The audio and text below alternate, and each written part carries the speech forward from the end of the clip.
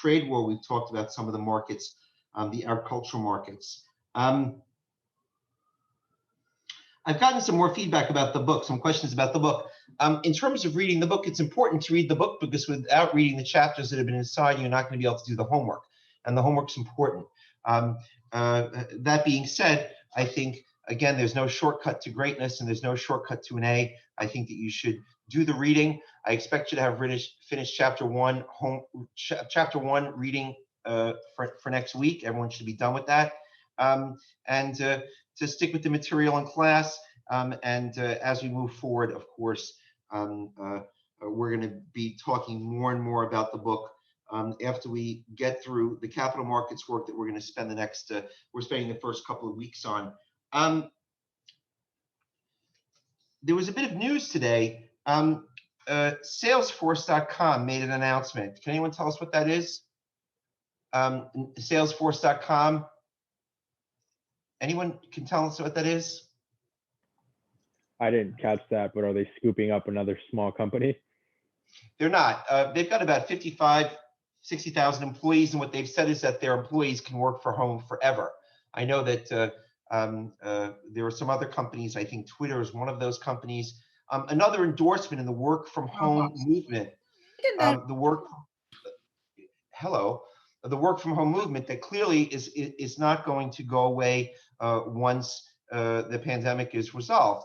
And clearly, not only do we see major companies endorsing the work from home ethos, but we know that there are major companies right here in New York that are trying to renegotiate their leases on major properties because they want to reduce their real estate footprints. I know that Condé Nast, which has about 1 million square feet at the World Trade Center, is looking to reduce its footprint there, and they have stopped paying their rent, which is about $2 million per month, my understanding is, or a little bit over $2 million a month. Anyhow, so again, the work from home trend being endorsed by Salesforce.com, much like we saw Bitcoin being endorsed by Tesla the other day. Okay, are there any other comments or any observations you want to share with us before we move forward? No? Okay, good. So let's turn to the... I'm sorry, Professor. What topics will we be covering today? We're going to make our way through. We're going to make our way through some information about the Federal Reserve, talking more about the toolkit of the Federal Reserve, expanding that. Then we're going to talk about some trade documents, and we're going to talk about some foreign exchange risk and some various bits and pieces along there. Is that helpful for you? Yeah, thanks. Before you go ahead, if you can a session. Yeah. Thank you.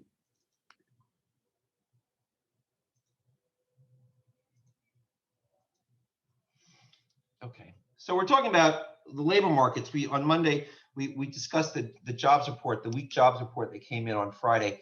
And one of you had brought up the question about farms and why farms aren't captured in the BLS data, the non-farm payrolls data. We discussed that on Monday, the historic reasons for it. But we've spent some time these last few sessions talking about trends. Clearly, one of those trends, aside from automation and mechanization and decentralized manufacturing, is a reduction in agricultural production here in the United States, a contraction of the farming sector.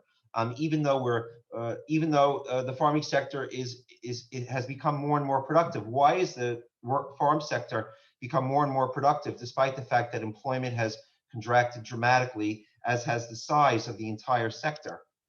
Technology. I'm sorry, what's led to the increase in productivity? Technology improvements. Technology improvements, mechanization, that's exactly right. So what you see here is that we saw a peak number of farms in the United States, about 7 million here in the 1930s. 1935, I'm pretty sure, is the date. That's come down now in early 2021. We've got about just over 2 million farms here in the United States. So you see the data supports the conclusion that farming has become a far less dynamic industry here, far less comprehensive. If you look here, this shows you the value of farm production in 2020. It's about 193, a little over 193 billion dollars. Of that, we exported about 135 billion. If you notice here, where we classify the various agricultural products, you see that corn and soybeans are the two largest. Corn and soybeans are products that have suffered as a result of a retaliatory trade war. As we know, China, the biggest customer of American soybeans, has bought their soybeans elsewhere since the trade war was undertaken in the beginning of 2018. Moving along, what we see here is we see that this shows you, overall farm labor. We've seen the overall farms have come down. Peak farm labor was in the early part of the 20th century at about 15 million jobs. It's now about 2.5 million jobs. Can you please record? I'm sorry? Can you please record the lesson? Oh, yeah. Thank you.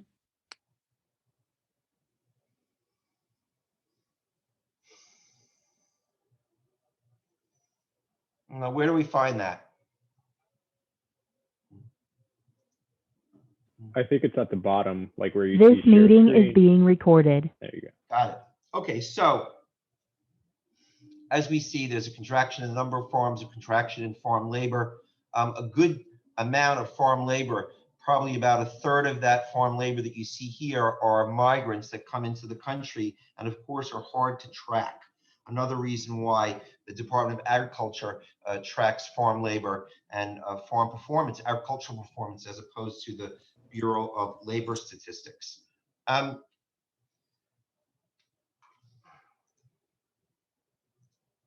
If you see here as a percent of the total employment, we see that it's at about 1.3% now. Okay, it was obviously much higher. It was upwards of 30% back in the turn of the 20th century when farming rural, as we were transitioning from a rural to an industrialized economy. We saw peak farm labor as a percentage of the economy. We saw the strength of the agricultural sector, which has been compressed over the years. Are there any questions about farm labor? The trend here in America away from farm labor? Okay, so here, someone brought up the idea of the Phillips curve. I wanted to spend a minute on that just now, only because someone brought it up and I thought it might be worthwhile to flesh that out a little bit. So the Phillips curve was developed in the mid 1950s, and what it effectively showed was that there was an inverse relationship between an unemployment rate and inflation rate. So that the lower your unemployment, the higher your inflation would be. Now, what did we just see during the period after the Great Recession until 2020? We saw aggressive monetary and fiscal policy action. Low interest rate. Inflation. Sorry. Well, that's exactly right. We saw aggressive monetary and fiscal policy action, and according to the Phillips curve, what we should have seen was higher inflation. We didn't see higher inflation. We didn't see hyperinflation. The simplicity of the Phillips curve has long since been let go by generally the majority of economists. It's a little too simplistic. It has evolved over the course of the last 40 years, the course of the last, 60 years, in fact. It's evolved over the course of the last 60 years, particularly by Milton Friedman. The idea is that rather than the initial Phillips curve that shows with aggressive monetary and fiscal policy action, expansionary policy, accommodative policy, that the economy moves from A to B as employment comes down and inflation goes up. But what we've learned is that the curve shifts to a new short-run Phillips curve as inflation expectations change. And what we end up having is a Phillips curve that's just a vertical line. And in class on Monday, you heard me refer to NAIRU, which is the non-accelerating inflation rate of unemployment. And so the modern perception of the Phillips curve is that there is a single rate of unemployment, a natural rate of unemployment that's tied to or consistent with a stable inflation rate. So in January and February of 2020, we saw the unemployment rate at 50-year lows. We were at 3.5, 3.6%. The Fed's the Fed's view is that that's NAIRU, that's the stable rate of unemployment. Non-accelerating inflation rate of unemployment is about 3.5%, which is where we were before COVID got underway in March. Are there any questions about this reasonably simple concept? I just wanted to put it out there. So, Professor, what the Phillips curve does, it goes up one level per se. Yeah, the Phillips curve is all the Phillips curve is. This is a very simplistic illustration of the Phillips curve. What it's saying, the takeaway about the Phillips curve is that there's a trade-off between unemployment, and inflation. The lower your employment, the more upward pressure you're going to see on prices. That's the theory behind the Phillips curve. But what Milton Friedman clarified and other economists clarified over the course of the last 60 years, it's more nuanced than that because people's expectations of inflation change. And what we end up having is a stable rate of unemployment that is tied to a stable rate of inflation. Okay? Thank you. Thank you. Okay, so here we're talking about wages, and we're looking at wage growth. And so what do we see here in the period following the Great Recession? What do we know? We know that we saw tremendous recovery after the Great Recession. We saw robust economic growth. We saw gains in labor, millions of jobs created, returned to the economy, and rising corporate profits. But what did we see? We saw very modest wage gains during this entire period. Now, what happened up here? We see in, this is, I think, March of 2020. Can anyone tell us what happened up here, why there was just a spike in average hourly wages? I think because lower tier employees were let go, so only the higher tiers one were kept, and that like increased the average. Who's talking? Alec. Alec, that's great. That's exactly right. That's exactly right. So we look at coronavirus job losses by income level, and you see that the lowest earning workers were hit the hardest. And so if you take them out of the mix, then of course, as we did in the early part of 2020, March and April, you're going to see a big spike in average hourly earnings. So the spike in earnings was for the worst possible reason. But there you have it. That's excellent. Excellent. Thank you. Any questions on that?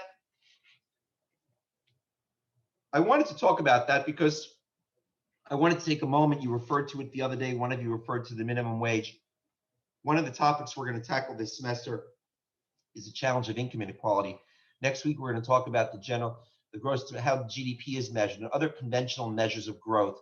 One of those measures is the Gini index. The Gini index is a measure of inequality that's been around since the beginning of the last century, named after an Italian economist, Corrado Gini, who created the Gini index. And what I can tell you, without going into a lot of detail, because we'll cover it more in detail next week, is that America's Gini index, measure of income inequality, is the highest it's been since just before the Great Depression, during the Gilded Age of the 1920s. We know that type of income inequality is not sustainable. This dovetails into a discussion about the minimum wage.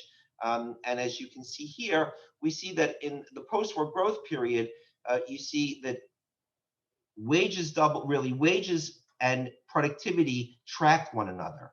And then you begin to see a divergence of that in 1979 and 1980, where productivity increases dramatically, but hourly compensation remains much lower, doesn't increase at the same rate.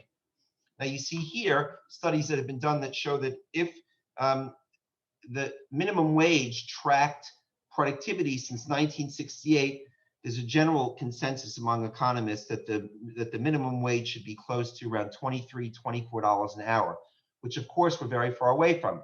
The minimum wage is $7.25 an hour. We know that raising the minimum wage would affect millions of people in a very positive way. We see here what? We see that if you look at the minimum wage here in America at $7.25 an hour, if you take that at 50, 40-hour weeks, that's less than $15,000 an hour, $15,000 a year before taxes. And as you see here, the poverty level is indicated. This is the poverty income level for a household with 4 people, 2 adults and 2 children. And you see that if your a minimum wage worker, you're earning below poverty wages. Can I ask a quick question? Yeah. Why hasn't the minimum wage was linked to the CPI? That's right. Why is it changed? It's not. Why is it not changed to the CPI? Why? Because in 2009, it's not changed to the CPI. That's exactly right. And the minimum wage has been one of the most thoroughly researched subjects over the course of the last 35, 40 years. And so what economists have done is they've compared states that have raised the minimum wage to states that haven't raised the minimum wage. And what we know is a couple of things. We know that the positive results are significant, and that the minimum wage, an increase in the minimum wage lifts quality of life standards, lifts living standards, and doesn't result in the type of job losses that are suggested. Employers don't immediately cope with higher wages by firing people. One of the good things about a higher minimum wage is, what does it do vis-a-vis your ability to retain your workers? What does it do for turnover? It lowers your turnover because it creates what? It creates goodwill. Back in the 1930s, Henry Ford began to talk about the concept of stakeholder capitalism. And so what he did was he paid his workers more than their prevailing wage and provided them with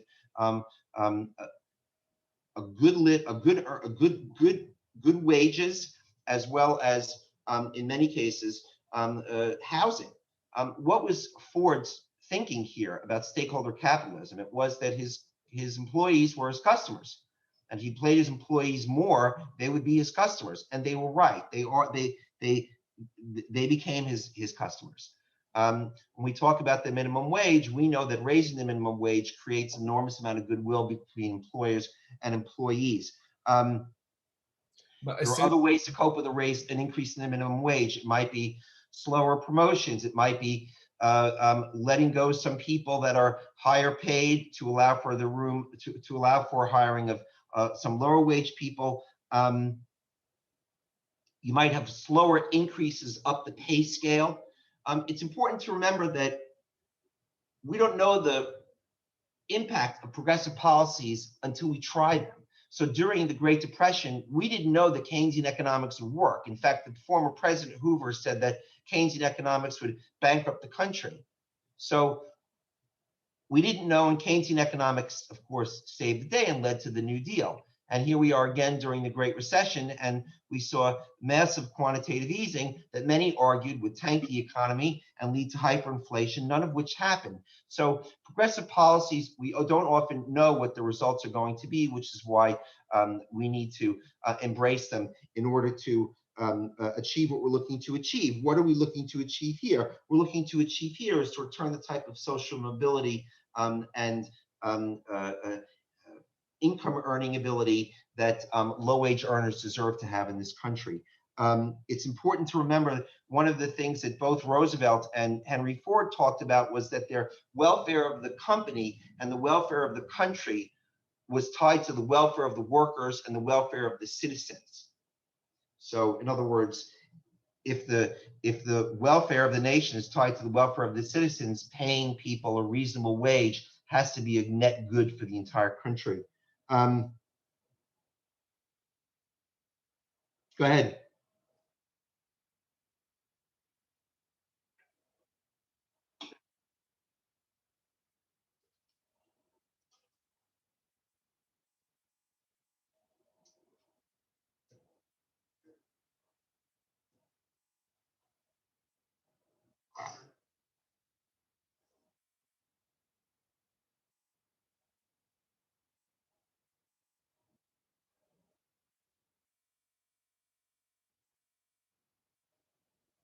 Okay.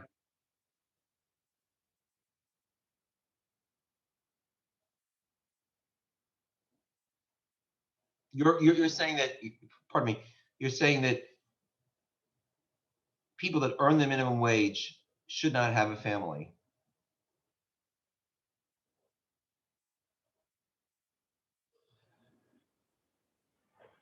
I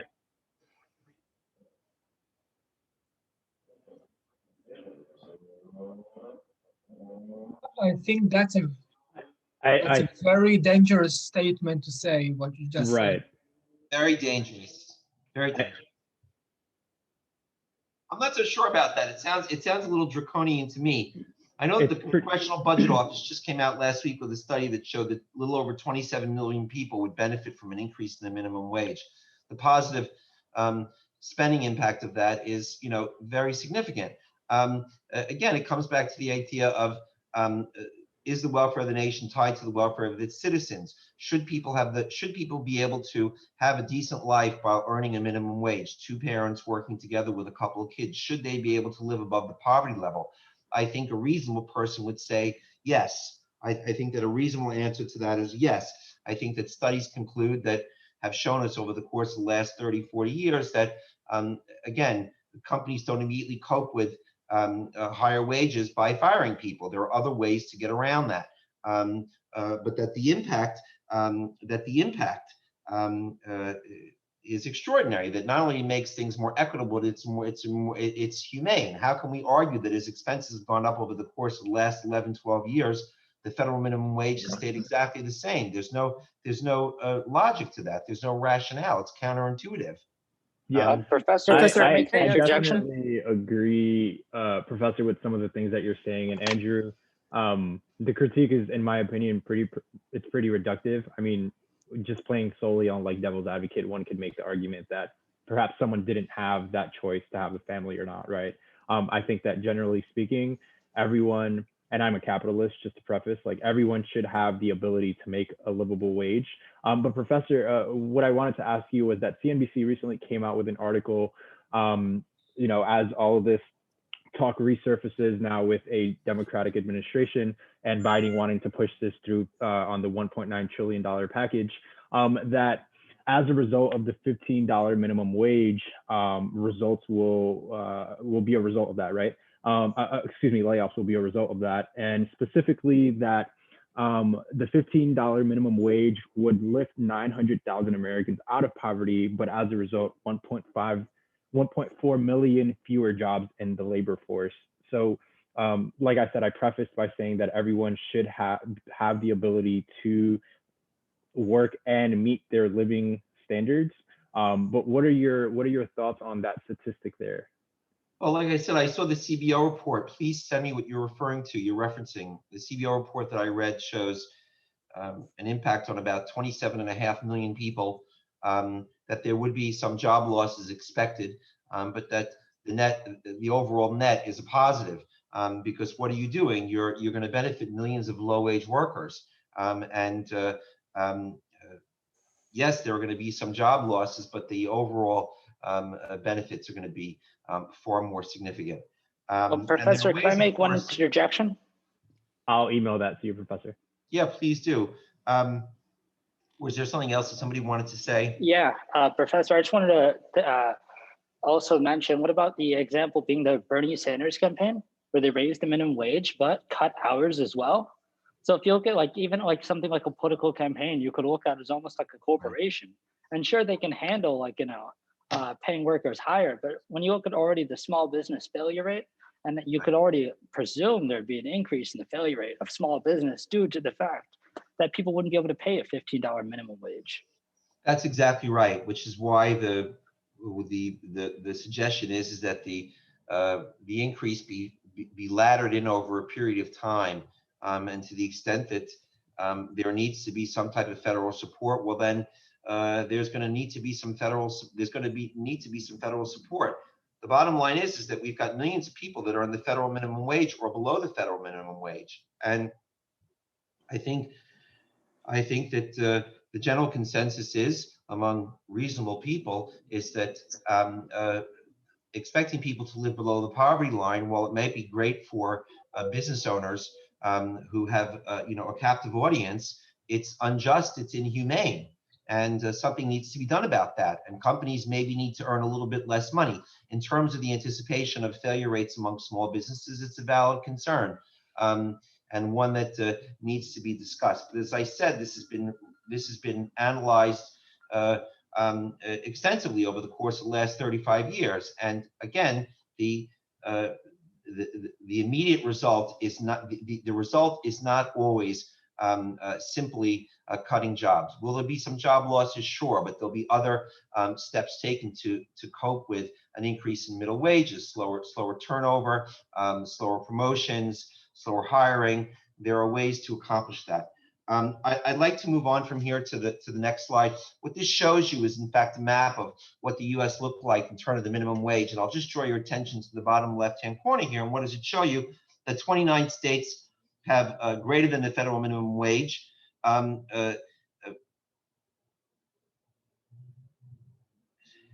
23 states are at the minimum wage, less than the minimum wage, or have no minimum wage required. So there are an awful lot of people out there that are earning well below the minimum wage.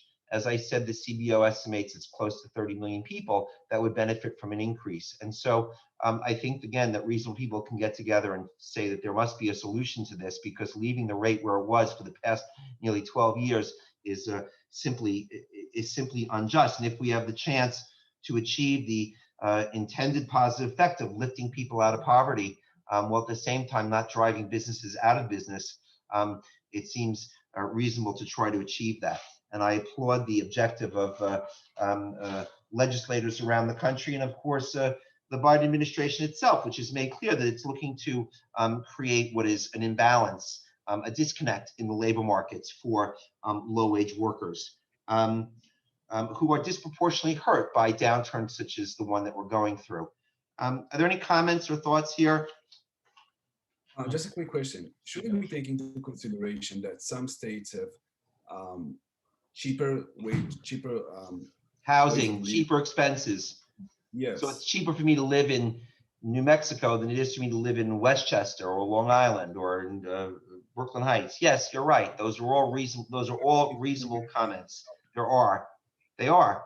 And so maybe maybe there needs to be some flexibility in terms of what cost of living numbers are, COLA numbers are, cost of living numbers are in each state relative to what the minimum wage will be in that state. But there's no question that at $7.25 an hour or less, it's a non-starter in terms of being just a complete disaster for people that earn that or less.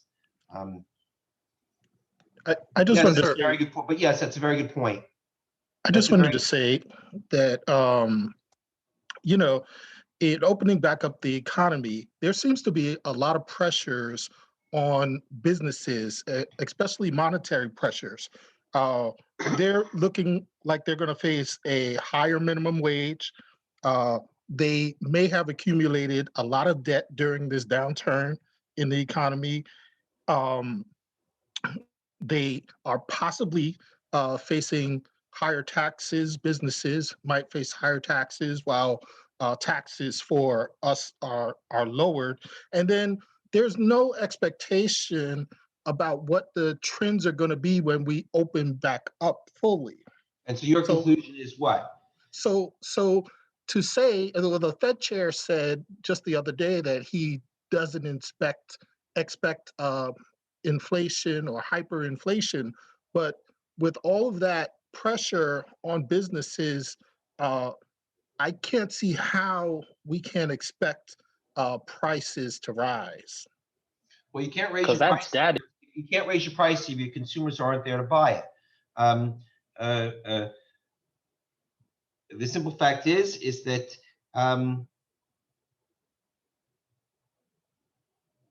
what we know is that there's a lot of pent-up demand, and once we see a successful vaccine rollout, which perhaps will be completed sometime next fall or perhaps a bit longer, we expect to see a tsunami of buying in every sector of the economy, and a tsunami of growth in every sector of the economy because of so much pent-up demand. And you know, a rising tide lifts all ships, lifts all boats. Companies that have borrowed money at historically low rates, so that's of course a positive. Many companies have been able to get the Paycheck Protection Program loans. I know some people that have been able to benefit from that. Again, the nation is able to borrow at historically low rates because everybody likes to buy our treasury paper. And so we can borrow at historically low rates, and we can increase our debt. We can increase our debt in order to do the type of things that we need to do, which is aggressive monetary and fiscal policy action. My understanding is that the rescue package from the Biden team will not include a push for an increase in the federal minimum wage. It's too thorny an issue right now to get passed in this rescue package, and therefore my understanding is that it's being put aside to be addressed at some point in the near future. Yeah, can I add something? There is a disconnect in the labor markets where we have not seen a bump in the federal minimum wage in nearly 12 years. Is there anything else on this? Yeah. Yeah, so like if let's say Congress will pass a $15 minimum wage tomorrow, it doesn't mean that like every business is still required to pay $15 minimum wage. It doesn't mean that every business is required. It does not mean that, and it might mean you get what I'm saying, that like it's going to be gradually, and it's not like they will pass the law tomorrow and it will kick in next day. It usually takes up to 15 or 16 months to actually for a new like law that recently was passed to take in effect. Well, as I said before, some suggestions have been made that the increase would be laddered in over a period of years. And clearly, there are mechanisms that we might explore to consider, as one of you just pointed out before, the divergence of living costs in one region of the country to another region of the country, and how we need to perhaps reconsider the mechanisms for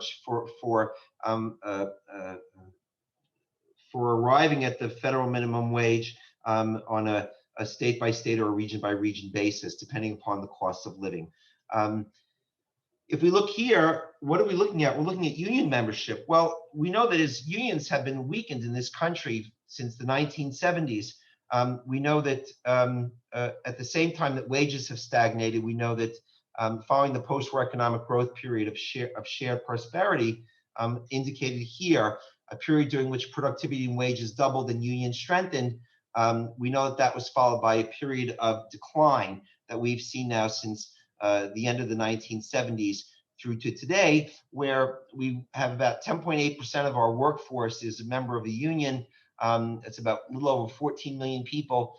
The peak of total union members was in 1979 at 21 million members. In 1954, it was nearly 35% of the workforce was a member of the union. And I point out here that it was 1935, the National Labor Relations Act, that really galvanized a huge increase in unionization and a decrease in inequality. What we've seen since the end of the 1970s was a shift towards pre-tax income and a weakening of labor unions, a weakening of collective bargaining rights. And at the same time, we've seen that the share of middle-class income of union members has continued to collapse along with union membership rates, which you're looking at right here in this chart. The middle-class share of income has fallen dramatically as union membership rates have fallen, also as the power of labor in this country has been diminished enormously. Some people say that the beginning of the end of labor power in this country can be traced back to Ronald Reagan and the PATCO strikes. The PATCO strikes were the Pacific Air Traffic Controllers Union. Does anyone know what happened at PATCO? Well, Ronald Reagan fired over 11,000 air traffic controllers who were unionized. And there were those that was that would have been 1981. And that was considered to be the start of the end of union power in America. And we see a precipitous decline in unions since then, as is indicated here on this chart. Are there any questions here? Professor. There's a link between, excuse me, I'm sorry to interrupt. There's a link between the stagnating wages, the weakening of labor unions, and the weakening of the middle class share of the national income. There's a link between these things, which of course feeds into what very important topic now in the 21st century, which is growing income inequality, which is bad for every aspect of the economy, both domestic and internationally. Yeah, there was a question. No, it was more like a comment that I heard about that Amazon is they're doing some unionized membership, but I'm not sure if that's going. Say that again. That Amazon was. Yes, it is, Maria. It is actually that will be first unionized warehouse. What will be in Alabama? Yeah, What are they doing? What are they doing? they're Amazon, that's why Amazon couldn't get into New York when they wanna build a few years ago. Oh, because they're talking about unions in Amazon. Because was Right, they but is there a union vote going on at Amazon Yeah. right now? yeah. Yes, There is a and, union vote. will be first warehouse, what will be Alabama, what will be unionized. Actually, That's they right. the progress, but I don't know they signed already this contract because I read it a few days ago in Wall Street Journal. Well, do they have the vote? When is the vote? Yes, then I do It's not coming know up. currently Right, of- I thought the vote was coming up. Yeah. Right. I mean, Of Amazon is course, pretty that's a relentless. big. Excuse me. Go ahead. I was saying that Amazon has been pretty relentless when it comes to unionizing or not unionizing rather. They've been and pretty so- relentless in terms of trying to stop it. Yes. Yeah. They've Absolutely. been pretty relentless in trying to stop it, which is a sobering fact. One would like to think that they would encourage union and the empowerment of their labor force.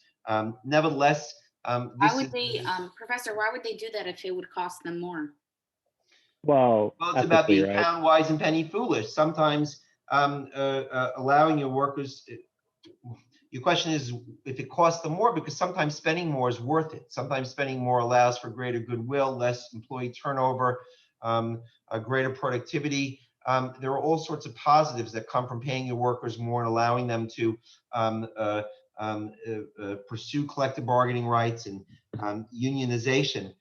We've seen that over the years. Yes, comment. Okay, so I'm gonna jump further. That's the answer as to why it would be good for them, because it's a smart thing to do. Much like Henry Ford reasoned that paying his workers more than the prevailing wage would be the smart thing to do to reduce worker turnover and create loyalty and create new customers. And Roosevelt said, even though everyone thinks I'm stupid and everyone tell me that I'm crazy, that this guy Keynes doesn't know what he's talking about, I'm going to follow him. And it saved the economy from a complete what was an utter catastrophe during the Great Depression.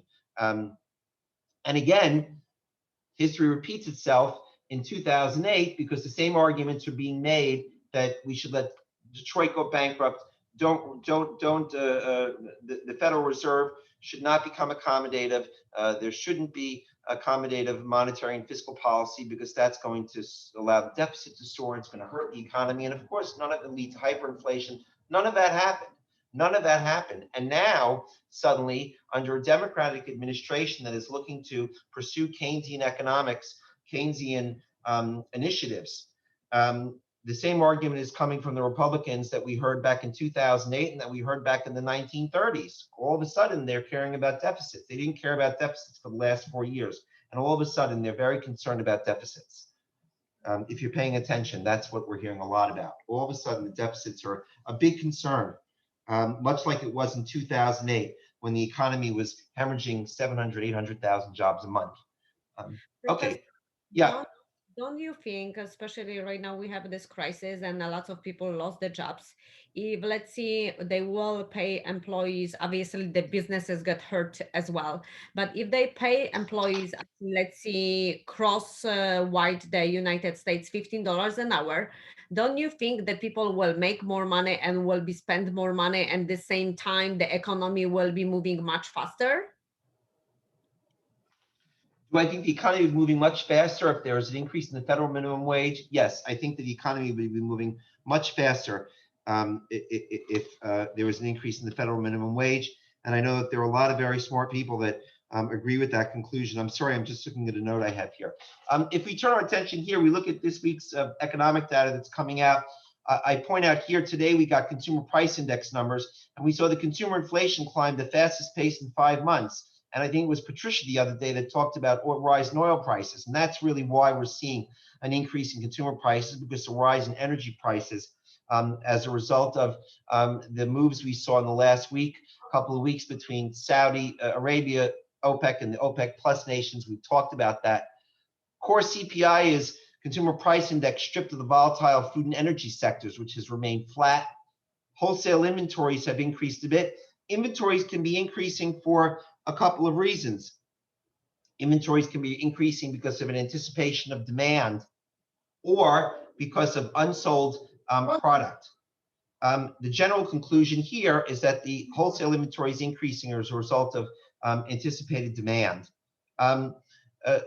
Tomorrow, we're going to get some jobless claims numbers. I showed you we're going to get initial jobless claims and continuing jobless claims. We have an important number. We have an important number coming out on Friday. It's the Consumer Sentiment Index, which tracks the views on consumers' views on the strength of the economy. That differs from consumer confidence, which tracks views on the strength of the job market. As you can see here, in January, it was 99.8%, almost 100%. That was when unemployment was about 3.5%, 50-point lows. Consumer sentiment and confidence numbers were really very, very strong. They've plummeted, of course, since then as a result of the COVID recession and attendant problems. I put a chart here for you. If you look, this shows you consumer confidence on the top, which tracks views on job market and labor markets, job security and labor markets. 5,000 households, and this shows you the track of consumer confidence over the course of the last 10 or so years. And then below that, consumer sentiment, which comes out on Friday, which tracks the views and the strength of the economy through a survey of 500 homes. Both of these are key monthly indicators that track the mood, behavior, and attitude towards spending of U.S. consumers, which, as we said in the first class, represents about 70% of the economy, which is why the mindset of U.S. consumers is very important to market makers. Are there any questions on these two charts? We want to keep an eye out on those data that's coming at the end of the week. Now, we talked about the Fed on Monday, and we addressed some of the key aspects of the Federal Reserve, what it can do, and the tools it has at its disposal to achieve its objectives. We looked at zero interest rate policy and the reserve policy that was in place during the Great Recession. The idea being you want to encourage firms and consumers to borrow and spend. As we saw here, the Fed kept Fed funds rate at 25 basis points during the bulk of the Great Recession. Through a series of increases, we got up to 2.5% of the Fed funds rate. It's now come all the way back down near to zero as a result of the COVID crisis. We pointed out the other day, again, that when the Fed increases or decreases rates, that has a profound effect on credit conditions throughout the entire economy, both here in the United States and abroad. We introduced the idea of a liquidity trap, which is very simple. The idea is that you've kept interest rates so low, it's not stimulating demand. You have to somehow encourage consumers to spend. One way to do that is to print money. By printing money, you increase inflation expectations. And so it's called cost push inflation. Quantitative easing is an example of that type of strategy, right? Large scale asset purchases through open market transactions, which create inflationary expectations, which causes consumers to start to spend again. That's your cost push inflation. We pointed out the quantitative easing process during the Great Recession, which accounted for about $4.5 trillion of spending by the Federal Reserve, all in an effort to prop up the economy. Are there any questions on these? So let's talk about repo agreements. When the Fed wants to inject or remove liquidity from the market, it can either buy or sell securities in order to meet its short-term interest rate, money supply, and Fed funds targets. Okay, so the Fed is buying treasuries to inject liquidity. This is using repos or repurchases, or selling treasuries to remove liquidity using reverse repos. Can anybody tell me what the spot price is? What does the spot price mean? If I say, what is the spot price of the dollar against the euro? What does that mean? Anybody know what the spot price means? The spot price means the price of the day, the price at the moment. So a repo is a spot transaction plus a forward agreement. an agreement to sell something and then repurchase it later at a higher price, because the repurchase price is always higher than the original sales price. And the difference between the two is called the coupon or the repo rate. It's also known as the effective rate. It's commonly referred to as the coupon or the repo rate. Okay? So here we have the Fed on one side and the bank on the other. So the Fed, with a repo, the Fed's buying and the bank sells. So the Fed is, in fact, injecting liquidity by lending cash to the domestic monetary base and taking security as collateral. With a reverse repo, the Fed is selling and the bank is buying. So the Fed is borrowing cash. It's removing liquidity from the domestic monetary base and pledging the security as capital. So when would that be necessary? Why would that be necessary? If there is a sudden, there's a sudden concern about inbound capital coming into the United States that's causing inflationary pressure, the Federal Reserve can pursue reverse repos to remove liquidity from the economy. If the Federal Reserve feels that there is not enough liquidity in the domestic monetary base, it would pursue a repo. So they're basically buying these repos. They're buying or they're selling treasury securities. What are they doing with the money? Just keep it in their. They can force it with their 12 money center banks. They call up Citibank and say, you have to do this transaction. They call it Bank of America. Yes, the money center banks, the major money center banks, based on their charter, have to do this. Yes. They're keeping this. I'm sorry?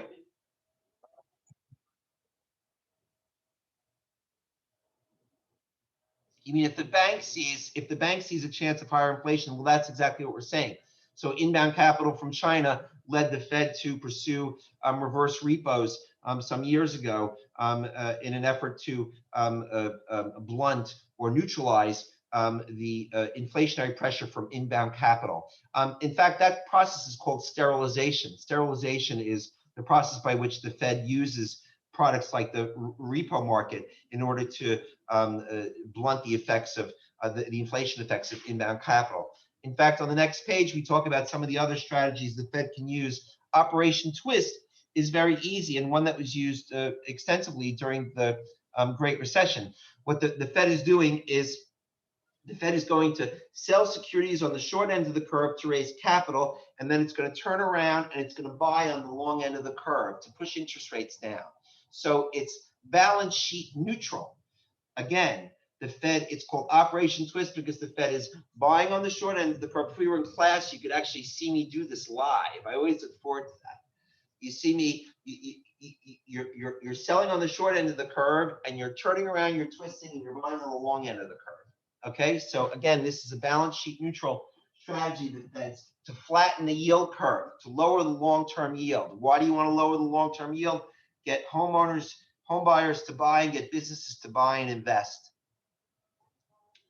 Okay, extends the maturity of the Fed's portfolio, but it's balance sheet neutral without inflationary pressure, as I just said. So that's Operation Twist. We've looked at, we've done repos, now we've done Operation Twist.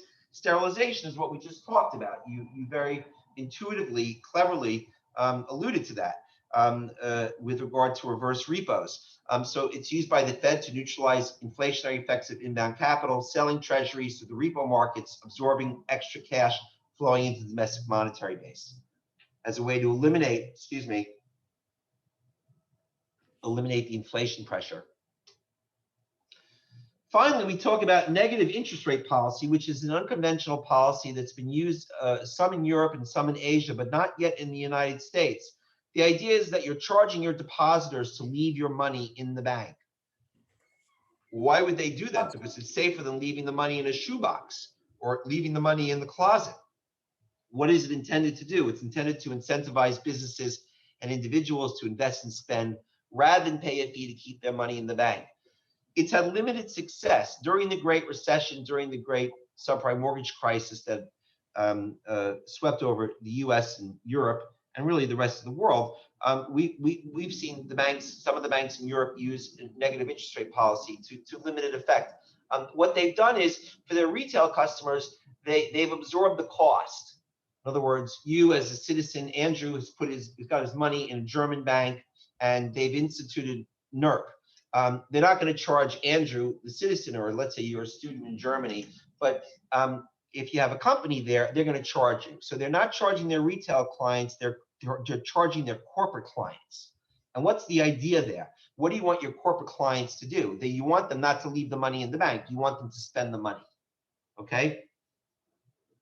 You want them to spend the money. So again, where NERP has been used, retail clients have not been asked to pay, but corporate clients have, as a way to incentivize them to take their money out of the bank.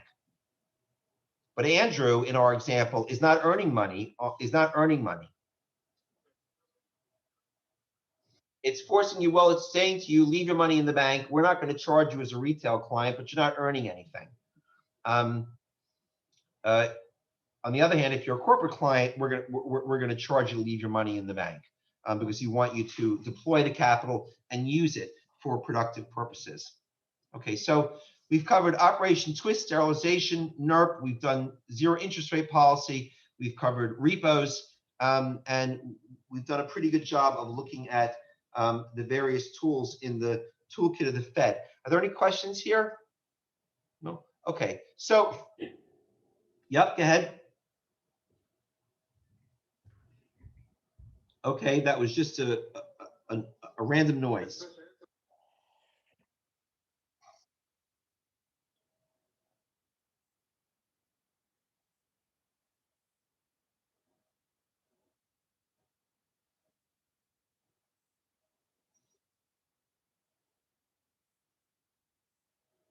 Well, if they're buying on the long term, they're pushing rates down. If they're buying on the long term, right. Right. So you're saying that they're buying on the short end. God bless you. Sorry. That's okay. They're trying to keep interest rates across the curve low. Why keep interest rates across the curve low? Because you want to encourage consumers to borrow and spend, consumers and businesses to borrow and spend. And so Jerome Powell couldn't have been clearer about that when he spoke a couple of weeks ago, that the number one gating variable to economic recovery is a successful vaccine rollout, and that the Fed stands vigilant to keep interest rates low and to maintain its accommodative policy in all areas of its responsibilities. Professor, one more thing. For the Operation Twist, that is not, that's actually what is happening recently. Lots of people, what they move out from. The Fed's right now, the Fed's not buying houses. That's what is not, that's what is the effect of the Operation Twist. Well, the effect of Operation Twist is to push down long-term interest rates. As a result of lower long-term interest rates, we see more and more people buying homes. That's, of course, been accelerated or galvanized by people looking to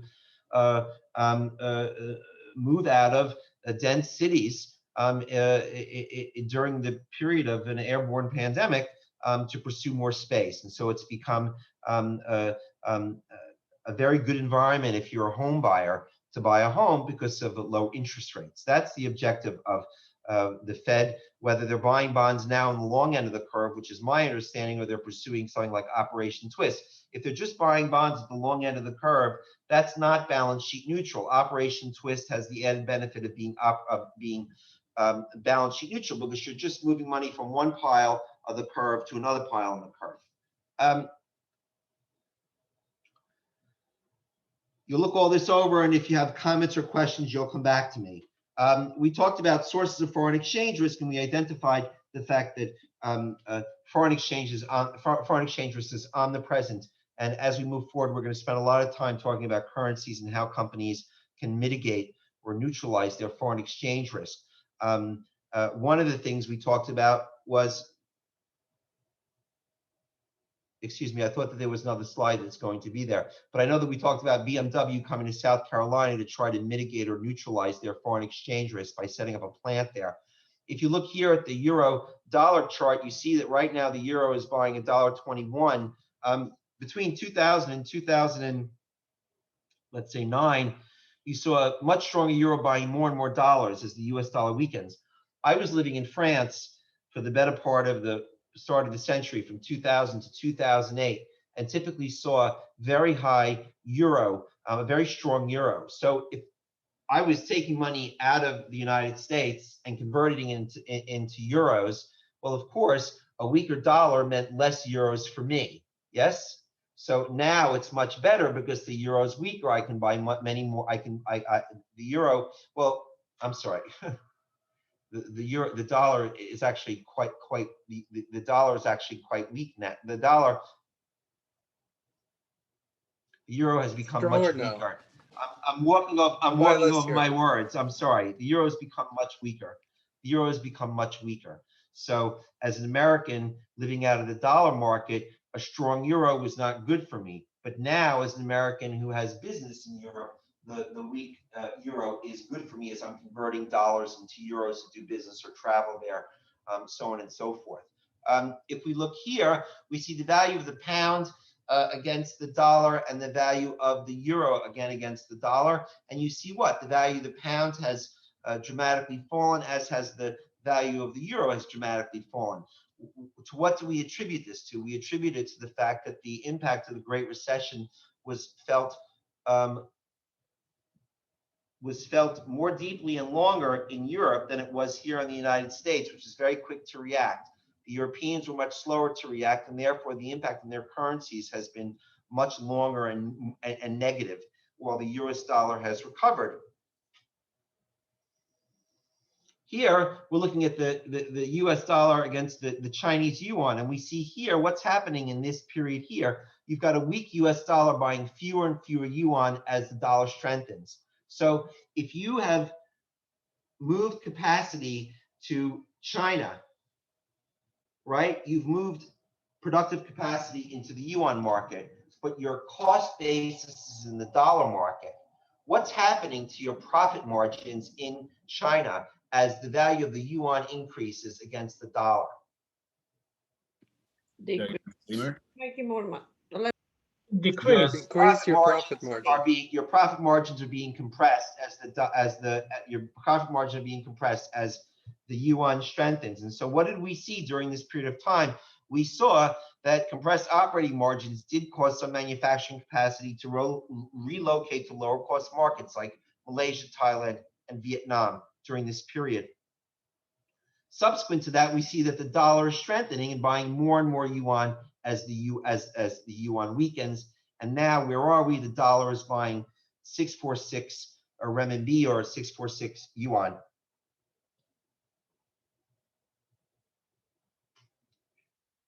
Yeah.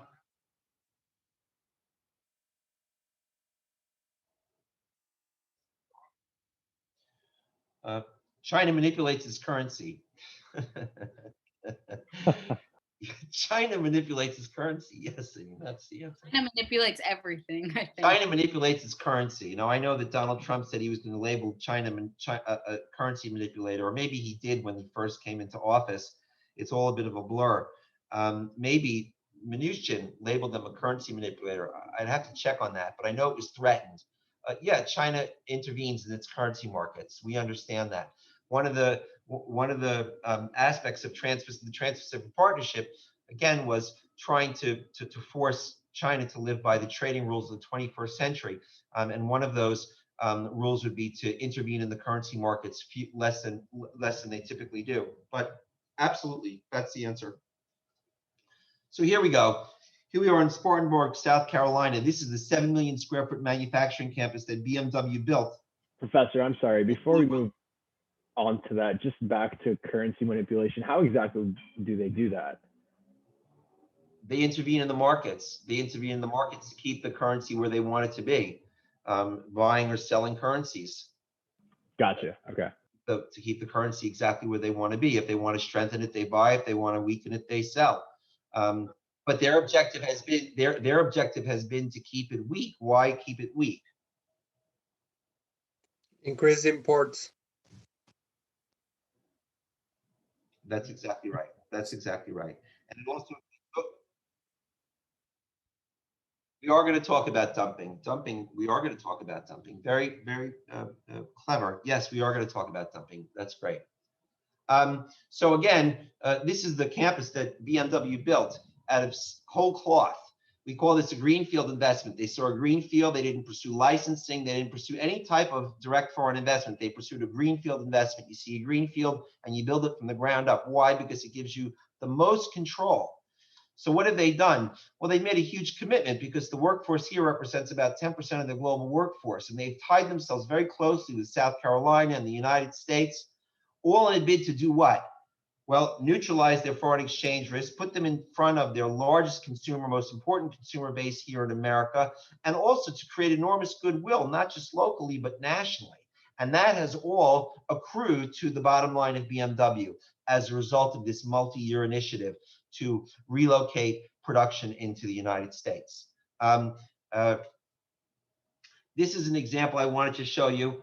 Does anyone recognize the building on the bottom? It's on 3rd Avenue. Is that the MetLife one? It's the lipstick building on 3rd Avenue that houses Revlon, and it looks like lipstick. It was bought by an Argentine peso pension fund in the beginning of the 20th century when the Argentine peso was down here. So what's happening if your base is Argentine peso and you borrowed in dollars, and look what happens to the dollar against the peso. The dollar has soared against the Argentine peso. So it's not that you beat inflation. It said, what happens to your cost in dollar terms if you're on the? It increases. You're in the. It becomes unaffordable. It becomes unaffordable, right? So you're in the peso market. You borrowed in dollars. The dollar soared against the peso. It takes more and more pesos to satisfy your to satisfy the debt that you have on the building. Yes. What's the end result here? The end result here is that the Argentine peso fund lost the building. They had to give it up. When you bought the pesos, that means you're paying less for the building right now when the dollar increases. It means I borrowed money. I'm in the Argentine. If I'm in the U.S. dollar market and I borrow in euros and the euro soars against the dollar, it's going to cost me more in dollar terms to satisfy the debt in euros. It's the same thing here. It means that you cannot cover your national debt and the economy will collapse. You can't cover your debt service. Your currency has collapsed and you can't cover your dollar-based debt. It's the same thing that happened to Mexico in 1994. They had enormous dollar-based debt and the peso collapsed and they needed a rescue package. It's happened to Mexico a number of times, but 1994 was referred to as the tequila crisis and was a direct result of the collapse in the peso. I think it's the same thing that just happened in Colombia in the past 5 years. Well, I think that you're absolutely right. I think that you're absolutely right. This is a good example here in New York because this is a New York-based project, and we can look at a foreign borrower that borrowed at a time when it was almost 1-to-1, the foreign currency to the domestic currency, the U.S. dollar, and they really got slammed but good, and they were forced to give up the building. So let's take a look here at a couple of things on the currency side. We see that the dollar is trading against the euro at 0.83. So what does that mean? It means that the dollar is the base currency and the euro is the quote currency. So the dollar is trading against the Brazilian real right now at 5.37. That's a direct quote for the US dollar against the Brazilian real.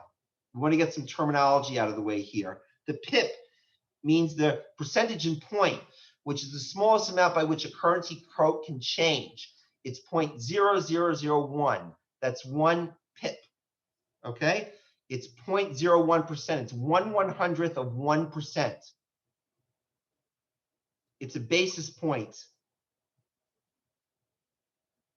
So every 1% has 100 basis points. So 6.25% is how many basis points? It's 625. That's an important concept to have under your belt. 625 basis points is exactly right. We will be using basis points with increasingly in our calculations, which we're going to get to. So now the value of a 1 pip move on a standard lot of 100,000 units. In other words, I bought 100,000 euro units. A 1 pip move is $10. The value of a 1 pip move on a standard lot size is $10. A standard lot size is 100,000 units, 100,000 foreign currency units. Okay? Now you sell at the ask price and you buy at the bid price.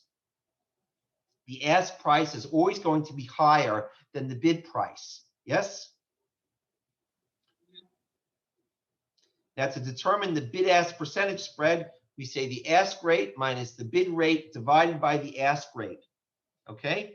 So again, very important. The ask rate is always going to be, the ask is always going to be higher than the bid. Okay? So if the pound bid price is $1.23 and the ask price is $1.28, can someone tell me what the bid-ask percentage spread is?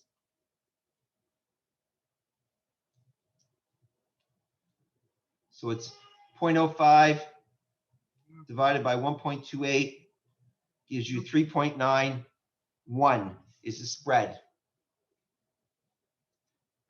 If you look at the Swiss franc bid at $1.02 and the ask was $1.04, can someone tell me what the spread is? 0.02 over 104.